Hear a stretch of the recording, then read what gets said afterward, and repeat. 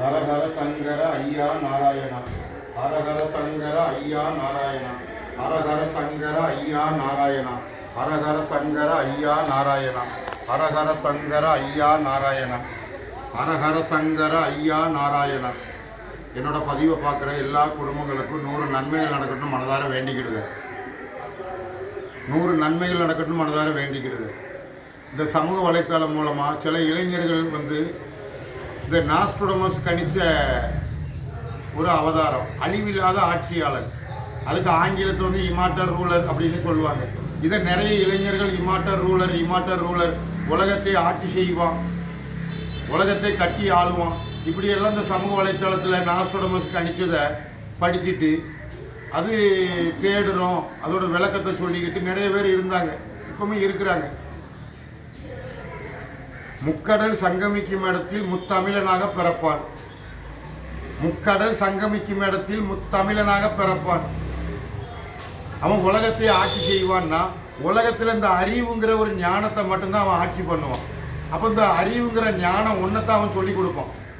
அப்போ நீங்கள் கற்றுக்கிட்டு இருக்கிற பாடத்துக்கு அப்பாறுபட்ட ஒரு பாடத்தை அவன் சொல்லுவான். ஆனால் உங்களுக்கு புரியாது.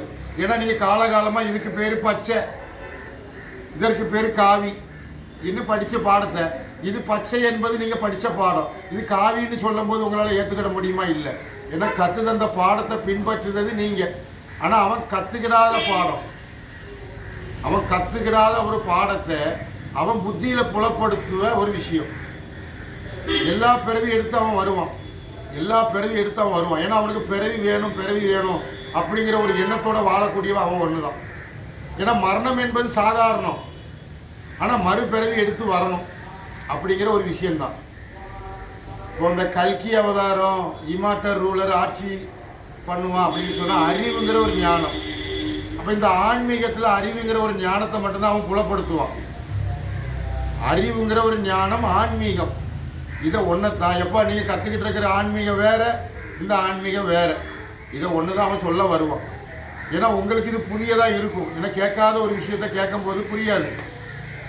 தெரியாத பாஷையை ஒருத்தர் சொன்னோம்னா தெரியாத பாஷை காதால் கேட்க தான் முடியும், ஒன்றும் புரியாது. ஆனால் அவனுக்கு இதை சொல்வது தான் கடமை. நமச்சிவாய. நமச்சிவாய என்றால் அகத்தியர் பஞ்சாட்சர மந்திரம். அதாவது பாடுகடலில் பள்ளி கொண்டிருக்கிற ஒரு தொப்புலிருந்து தோன்றிய நமச்சிவாய பஞ்சாட்சர மந்திரம். சிவன் தோற்றி வைத்த அகத்தியர். 6 நெற்றிக்கண்ணில் இருந்து தோன்றிய 6 முகம். கிருஷ்ணனுக்கு தோன்றிய ஐயப்பன். அப்போ இப்படி எல்லாம் வரும்போது பார்வதி தேவியோட தேகத்தில் உள்ள அழுக்கை வச்சு தோற்றி வைத்தது விநாயகர். இப்படின்னு படித்த பாடம் தான். ஆனால் இந்த பாடத்தில் இந்த ஒரு பொருளை அறியணும். ஆனால் தமிழ் எழுத்துக்கெல்லாம் முருகன் சொந்தம், ஆனால் அந்த முருகன் யாரு, அந்த அகத்தியர் யாரு? அரி, கண், முகா. கா என்றால் 1 தமிழ் வார்த்தையில், சா என்றால் 4 வேதம். கண்முகா கா 1, கா 6, சா 4 வேதம். சண்முகா. அப்போ சண்முகா கண்முகம், கண்முகா. இந்த கண்ணு முகம் எங்கேருந்து தோன்றப்பட்டது? அப்போ பிறக்கும்போது அந்த கண்ணு முகம் எப்படி இருந்தது, மறையும் போது எப்படி இருக்கு அப்படிங்கிற ஒரு விஷயந்தான். உதயமாகுது ஆனால் மறையுது, ஆனால் மறுபடியும் உதயமாகும். இப்படிங்கிற ஒரு மனிதனுக்கு புரிய வைக்கிறதுக்கு தான் ஒரு இருட்டு வெளிச்சம் இருக்குது, ஆனால் மறைஞ்சிருது, ஆனால் மறுபடியும் தோன்றி வரும். இப்படிங்கிற ஒரு நம்பிக்கையை மனிதன் புரியணும். மனிதன் புரிஞ்சுக்கிறதுக்கு தான் நமச்சிவாய பஞ்சாட்சர மந்திரம். அகத்தியர்.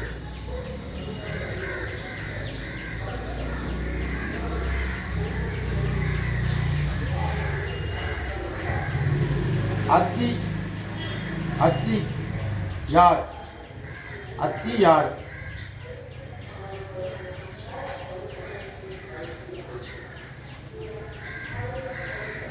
அகத்தியர். ஆ என்பது 8. ஆ என்பது 8. கா 1. அப்போ 1 8 18. ஆனால் அகத்தியர் ஆ 8 கா 1 இதை திருத்துறதுக்கு தான் அவன் வருவான். ஆ 8 கா 1 கா 1 ஆ 8 அப்போ 18. இந்த 18 என்ன பொருள், 18 படி என்ன பொருள், 18 அத்தியாயம் என்ன பொருள், 18 நாள் போர் மகாபாரதம். இதை அறிகிறது எல்லாமே 18ல் அடங்கினது. 18ல் அடங்கினதுன்னா 18 அறிவு மனிதனுக்கு. ஆனால் மனிதன் படித்த பாடத்தில் 6 அறிவு, 6 அறிவு தான் மனிதனுக்கு. இது சொல்லி கொடுத்த பாடம், சொல்லாத பாடம். சொல்லாத பாடம் சொல்லி கொடுப்பதற்கு தான் அந்த அவதாரம் வரும். அம்பா சமுதிரம், அம்பா சமுதிரம், பாவநாசம், அம்பா சமுதிரம். நெல்லை அப்பன், நெல் அப்பன், அரி அப்பன். அப்போ அரிதான் பஞ்சாட்சர மந்திரத்தை தோற்றி வைக்கிறாரு. ஆனால் நீ படித்த பாடத்தில் அந்த சராசரத்துக்கு பரம்பொருளாய சிவபெருமான். ஸ்ரீ விநாயகி வா சரஸ்வதி, ஸ்ரீ விநாயகி வா சரஸ்வதி சிவா. அப்போ நெல்லையப்பர் கோவில் நெல் அரி, நெல் அரி. சரீரம் என்பது ஒரு கூடு, உயிர் என்பது அரி. இதை அறிகிறதுக்கு தான் காந்தி வெளிச்சம், மதி இருட்டு, காந்தி மதி இப்படிங்கிற ஒவ்வொரு பொருளாக சொல்லிக்கிட்டே போகலாம். நெல்லையப்பர் கோயிலில் தல விருட்சகம் மூங்கில் மரம். மூங்கில் மரத்துக்கு என்ன விசேஷம்னு கேட்டீங்கன்னா, மூங்கில் நெல், மூங்கில் மரத்துலேயும் நெல் உண்டாகும். அந்த நெல்லுக்குள்ள ஒரு அரிசி, அதாவது நெல் அரி. நெல்லையப்பர் கோயில் தல விருட்சகம் மரம் மூங்கில் மரம். ஆனால் மூங்கில் மரத்தில் என்ன குணம்னா நெல், நெல் மூங்கில் மரத்துலேயும் உருவாகும். ஆனால் அந்த நெல்லுக்குள்ள அரி. ஒவ்வொரு மனிதனும் உயிர் என்பது அரி. அந்த உயிர் தான் அந்த தேகத்தை தோற்றி வைக்கி. இந்த தேகத்தை மண்ணில் மறைக்கணும். இதை அறிகிறது ஒரு விஷயம்தான். இதை விட உலகத்தில் எந்த ஞானமும் கிடையாது. மனிதனுக்கு மறுபடி தோன்றி வர்ற ஒரு பிறவி பரம்பொருள் ஒரு தடவை தான் உதயமாக்குது. ஆனால் இதை அழியாமல் பாதுகாத்துக்கிடணும். இருட்டு வெளிச்சத்துக்கு இரு கரம் இரு பாதம் கிடையாது, பேச திறம் கிடையாது. அதுக்கு தான் எல்லா உயிரினத்திலும் மனிதனை படைச்சது. அழிஞ்சு போவதற்கல்ல, அழியாமல் மக்களை காப்பாற்றுறதுக்கு தான் படைச்சது. கல்கி புகழ், கல்கி என்றால் புகழ், மாதா பிதாவுக்கே புகழ். ஒரு குழந்தை மாதா பிதாவுக்கு புகழ் சேர்க்கணும். இதுதான் தாய் தந்தை எங்கே இருக்கிறாங்க, நாக்கில் இருக்கிறாங்க. சரஸ்வதி பிரம்மா. அப்போ பிரம்மானா யார் உலகத்தில்? படைப்பு கடவுள் பிரம்மா. யாரை படைச்சாரு? பஞ்சாட்சர மந்திரம் 5 முகத்தோட பிரம்மாவை படைச்சாரு. அந்த பிரம்மா தான் நமச்சிவாய பஞ்சாட்சர மந்திரம். அந்த பிரம்மாவை தான் நீ சிவன்கிற. அந்த 5 எழுத்து மந்திரம் 5 முகம், அதை தான் நீ சிவன் சிவனுங்கிற. ஆனால் ஒரு தலையை சிவன் கையில், அந்த ஒரு தலையோடு தான் கடைசியில் வருவார். அந்த அவதாரத்தை தான் நீங்கள் தேடிக்கிட்டு இருக்கிறோம். நாஸ்டோடமஸுக்கு அடித்தார்.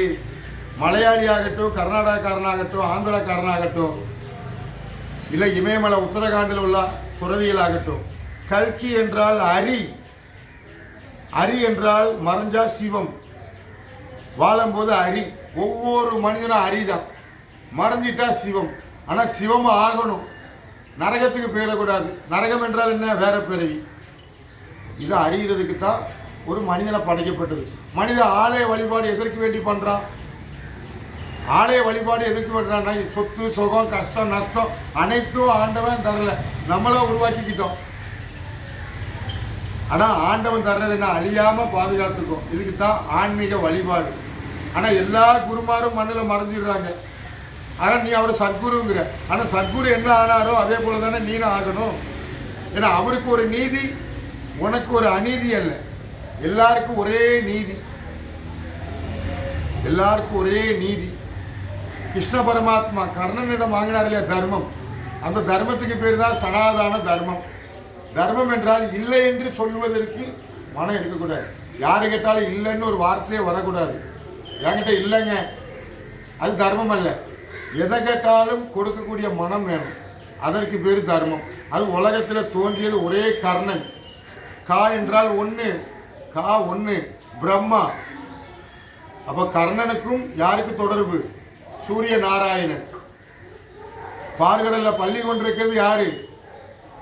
மகாவிஷ்ணு. அப்போ சூரிய நாராயணன் வேற, மகாவிஷ்ணு வேற, கிருஷ்ணன் வேற, கர்ணன் வேற, அர்ஜுனன் வேற. இதெல்லாம் நீ படித்த பாட புத்தகம். ஆனால் எல்லாமே ஒன்று. அந்த ஒன்றிலிருந்து தோன்றி வந்த ஒன்று. அப்போ சக்தி சி விநாயகி வா சரஸ்வதி, 2 யானை. தந்தை வச்சது பெண்ணு, குட்டி போடுறது தகப்பன். ஆனால் மனித இனத்தில் மீச வச்சவன் ஆம்பளை, குட்டியை பெற்றெடுக்கிற குழந்தைய பெற்றெடுக்கிறது பேர் பெண்ணு. இது நீ கற்றுக்கிட்ட பாடம். இதுதான் மனித இனத்துக்கும் ஞானத்துக்குள்ள சம்பந்தம். ஞான கடவுள் யாரு? பரம்பொருள். பரம்பொருள் பிரணவ பொருள். பிரணவ பொருள் யாரு? விநாயகி சக்தி. சதி சக்தி. சதி தேவி சக்தி தேவி, பார்வதி தேவி சரஸ்வதி தேவி, இப்படிங்கிறதெல்லாம் உண்டு. நீரு நெருப்பும் உன் சரீரம் தான். இடது வலது நீரு நெருப்பு. தாய் என்பது நீர், தந்தை என்பது நெருப்பு. உன் சரீரத்தில் இருக்கு, உன் சரீரத்தில் இருக்கு. ஆனால் அந்த நீரு நெருப்பு உள்ள தேகம் சகலதையும் உருவாக்குது. ஆனால் அழியாமல் பாதுகாத்துக்கிடணும். தஞ்சை பெரிய கோயில் 11ஆம் நூற்றாண்டில் தோன்றப்பட்டது நீ சொல்கிற, அது காலகாலமாக அப்படி தான் இருக்குது. ஆனால் நீ வாழப்போது 99 ஆண்டு, நீ அழியாமல் பாதுகாத்துக்கோ. மதுரை மீனாட்சி அம்மன் கோயில் 2000 ஆண்டு பழமையானது. அது 2000 ஆண்டில் நீ இருந்துக்கிட்டே இருக்கும். ஆனால் நீ இருக்கணும். நீ காலகாலமாக அந்த ஆலயத்தை போய் கோபுரத்தை தரிசனம் பண்ணினா உன்னை பண்ண வச்சது இந்த கண்ணு. இது காலகாலமாக வந்து பார்த்துக்கிட்டே இருக்கணும் இந்த கண்ணு. இதை அழிச்சிடாத, பாதுகாத்துக்கோ. ராம் ராம் உன் அறிவு, உன் அறிவு ராம் ராம் சக்தியே, அழியாமல் பாதுகாத்துக்கோ. இதுதான் ஆன்மீகம். முக்தி சக்தி, சக்தியே முக்தி. மூர்த்தி ச சக்தி. 4 வேதம். 5வது வேதம் அதிலிருந்து வந்தது. 6வது வேதம் பிரணவ வேதம். 6 முகம் இப்படிங்கிற ஒரு பொருள். கா என்பது கண்முகம், அதாவது கண்முகா. சா என்றால் சண்முகம். 4 வேதம். கா 6, கா 1, சா 4, இப்படிங்கிற 1. பஞ்சாட்சர மந்திரம். நமச்சிவாய அகத்தியர். அப்ப இந்த ஓம்ங்கிற பிரணவ பொருள்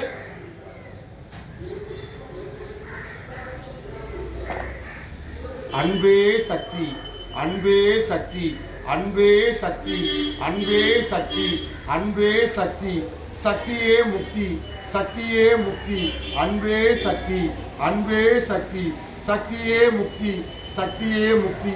அண்ணாமலையை நினைத்தால் முக்தி, உண்ணாமலை தாயை நினைச்சா தான் முக்தி. அப்ப அண்ணாமலை என்பது மகன், உண்ணாமலை தாயார். நீ படித்த பாடத்தில் அண்ணாமலையார் உண்ணாமலையார் கணவன் மனைவி. எங்கே போனாலும் திருமணம்னாலே கல்யாணம் தான். கல்யாண கல்யாண அஸ்த நட்சத்திரம் உத்தர நட்சத்திரம் சந்திக்கிறது பேர் கல்யாணம் அப்படின்னு எடுத்துக்கிட்டேன். அது 2 நட்சத்திரம் சந்திக்கு, தாயும் மகனும் இப்படிங்கிற ஒரு பொருள். அப்ப மீனாட்சி அரி, பாண்டிய மன்னனுக்கு ஒரு வாரிசு மீனாட்சி. அப்ப பெருமாளோட சகோதரின்னு ஏன் சொல்ற? பெருமாளுக்கும் மீனாட்சிக்கு என்ன பந்தம்? கள்ளழகருக்கும் மீனாட்சிக்கு என்ன பந்தம்? அப்ப பாண்டிய மன்னனுக்கு 2 வாரிசுன்னு நீ சொல்லலையே. அப்ப ஆண்மகன் இருக்கும்போது மதுரை யார் ஆட்சி பண்ணுவா? மதுரையை மீனாட்சி ஆட்சி பண்ண, பாண்டிய மன்னனோட வாரிசு. நல்ல பாரு. அப்ப மீனாட்சிக்கு அண்ணன் கள்ளழகர் ஆகும்போது, பெருமாள் ஆகும்போது, அப்ப யார் ஆட்சி பண்ணுவா? மச்ச அவதாரம் மீனாட்சி, மச்ச அவதாரம் மீனாட்சி. அப்போ கடைசி வர்ற அவதாரம் கல்கி அவதாரம். புகழ் புகழ் மாதாபிதாவிலிருந்து பிறந்துட்டு ஒரு புகழ். அந்த புகழ் மாதாபிதாக்கு என்ன சம்பாத்தியம் பண்ணி கொடுக்கு? குழந்தைகள்கிட்ட அம்மா எங்கே இருக்குன்னா வீட்டில் இருக்குங்க, அப்பா எங்கே இருக்குன்னா வேலைக்கு போயிருக்குங்க. ஏன்னா மாதாபிதா எங்கே இருக்கிறாங்கன்னா ஒவ்வொரு குழந்தை நாக்கில் இருக்கிறாங்க. மாதாபிதா நாக்கில் இருக்கிறாங்க, அம்மாவும் அப்பாவும் எங்கே இருக்கிறாங்க? நாக்கில் இருக்கிறாங்க. யானைக்கு இரு பாதம் 2 கரம். ஆனால் இந்த 2 கரத்தில் 10 விரல் மனிதனை கொடுத்துருக்கு. இந்த எழுத்தாணியை பிடிக்கிறது நீ சகலதை கற்றுக்கிட்டது. உன் கையெழுத்து போட்டால் சகலது நடக்கும்னா எழுத்து அறிவித்த இறைவன்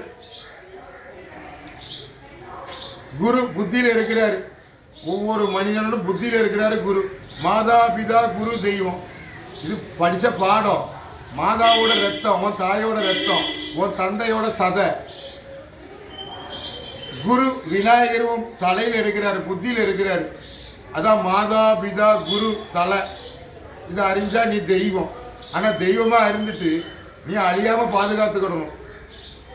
அழிகிறது எப்படின்னா, சாதாரணமாக ஒரு எரிமேடையில் கொண்டு எரிக்கிறீங்களே, இதுதான்ப்பா அழிக்கிறது. இதுதான் தோஷம், பிரம்மகத்தி தோஷம். அம்மை அப்பன் துணை.